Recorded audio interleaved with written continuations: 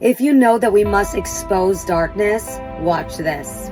These entities are so much more powerful than people can comprehend. And the greatest deception the enemy has accomplished thus far in the last 150 years is to convince people that the Bible is not supernatural.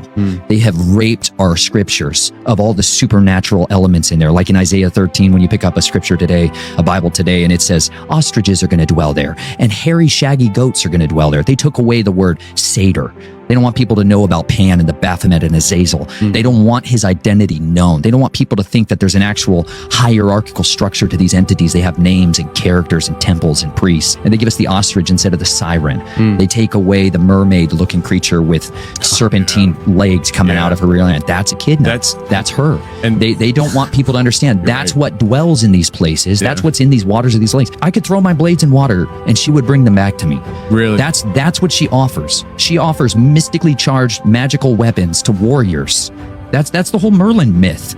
You know, it's not a myth. These are like histories, just repackaged to make them palatable in cultures that it's illegal to talk about it. These people operate under this legal groundwork, and when they need to get their stories out and they want to preserve their legends and their truths, they couch them in mysteries. That's the mystery religion. That's not how the Father operates. Yeshua literally said, I've done everything open in the open. You do what you do in secret. That's a different kingdom. And I was a guardian of the secrets for these families, so I witnessed their oaths, their vows, their ceremonies. I was there brought in to watch them marry children to monsters, to people that looked like men and creatures that were not mankind. I had to bear witness to these atrocities. I had to see people I loved in their pubescent bloom be ravaged, and then watch people take skull cups, the top head of a skull, catch that blood and drink it. That's the filth these people are engaging in. It's not just some kind of abominations. The scriptures are explicit about this stuff for a reason. It's shameful to talk about these things.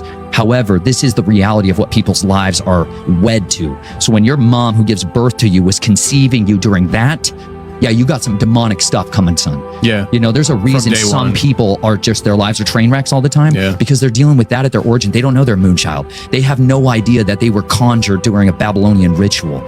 But that stuff carries on, and then they have children who have children. If you look at the branches of that tree behind me, it doesn't take long until you have a lot of ancestors. And that iniquity feeds like an IV line, like the circulatory system, back to the devil, the dragon himself. All of it ultimately goes through his kingdom, his city in the sky. 1 Corinthians 4:5. He will bring to light what is hidden in darkness and expose the motives of the heart. God bless.